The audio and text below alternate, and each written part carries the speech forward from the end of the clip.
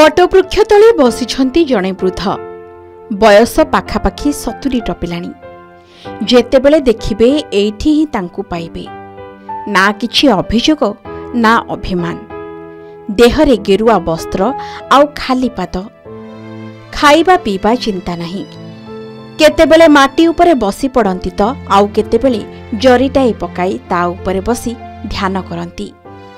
बटवृक्ष परिवेशित तांकर एही पीठकु भक्ति क्षेत्र बोली लोके कुहंती। बाबा कुहंती तांकु केबे भोक हुएनी कि केबे से हालिया अनुभव करंतिनी। हाँ, बेले बेले आवश्यक पड़िले चाहा पानी पियंती। आगरु 12 वर्ष धरी से किछि आहार करिनथिले। मझिरे किछि वर्ष परे टिके आहार ग्रहण करुथिले। एबे पुणी 9 मास हेबो से किछि आहार न करी केवल पानी पी साधना करुछंती एही साधु जनक।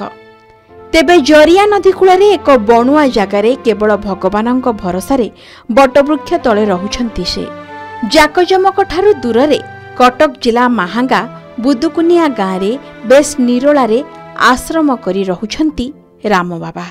गछ तले आमे कोन निर्देश तो ठाकुरଙ୍କ निर्देश रे रहिছো अछुत महापुरुष जय सिंह आगुरी रही 12 वर्ष खाई नथि। एबे रहीगलु ठाकुर पड़े गले जो देहांत हो गले आम रही ठाकुर कौटी रही आम रही 9 मास ठाकुर को पाइबू निश्चय ना ठाकुर नहीं जी ये जगन्नाथ जी से खोईदे ये कौन सब ये खाइबार कौन अच्छी ये खाद्य विष पानी भी हो गलानी विष आहरी विष पानी टी पीऊँ चा टी पीऊँ नदी को बिस्कुट पाइले खाइले ना ना सेमती शोई जगन्नाथ आमको से रही 21 दिन रही उपास पूरा किसी पानी हरिका किसी धर नु ठाकुर बड़ा डालार ये करके आसिक खोईले कहले 2 थर खोईदेवी। ये पीठर जे बुझासुझा कर राम बाबा ये पीठर महात्मा बहुत अच्छी किंतु लोक कहीं जानी पारना राम बाबा कौन लोक एपर्यंत भी जानी पारना। आ ये पीठरे समस्त भी ये जगह को आसीपारे ना। बहुत फंक्शन 2-3टा फंक्शन होची से फंक्शन ने लोक मान को से कहती किंतु टोटाली कई लोक आसी पारती माने 10 जन 15 जन भितर कार्यक्रम हुए। एबे गोटे प्रोग्राम होता राति सारा कीर्तन है नाम है बाबा खाती बाबा चाहा मोर जानिबारे चाहा बिस्कुट 8 मास है सी अन्न ग्रहण करना मुझे तथापि चेष्टा कर बुझे तुम जहाँ भी गोटे टाइम अन्न खा कौन लक्ष्य सी सेंग बाबा भक्त थे सेंग बाबा कौन ये कर कौन निर्देश दौरान आम तो जापर किसी से कहूना आमको। बाबा को दर्शन करने बेले बेले आखपाख अंचल भक्त माने एठाकु आसंती। आश्रम रे वर्षर बहुबार आध्यात्मिक कार्यक्रम अनुष्ठित हुए हेले बाबा किंतु आधुनिकता आउ जाक जमकरे विश्वास करंतिनी। बेस निराडंबर आउ निरोला जीवन बंचिबाकू भल पाती। बिना आहार रे आज भी राम बाबा वृद्ध बयस रे जेमिति सतेज सेमिति भगवत आराधना रे निष्ठापर।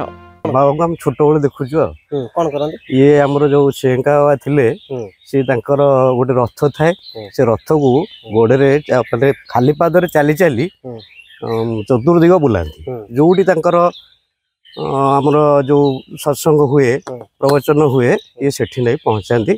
आम छोट बड़ू देखी आसुचु ये पीठरे तो बहुत किसी अच्छे आम गुप्त अच्छे आम कि जापारूना सी किंतु प्रति वर्ष राहस करती प्रति अनुष्ठान मतलब चल चलती जन्माष्टमी राधाष्टमी आउ राहस पूर्णिमा सबू कर चलती सी माने अन्न खाती आमती फल चूड़ा कदली ये सब जिन खाती अन्न खाती जदि एमती प्रसाद करजे खाती। आम परंपरा रे अलौकिकतार अनेक कथा आपण माने देखिथिबे।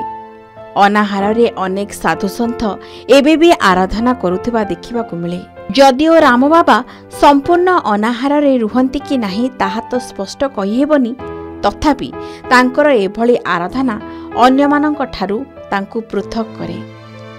सालेपुर सुभाषिष बसंतरायଙ୍କ रिपोर्ट के न्यूज ओडिशा।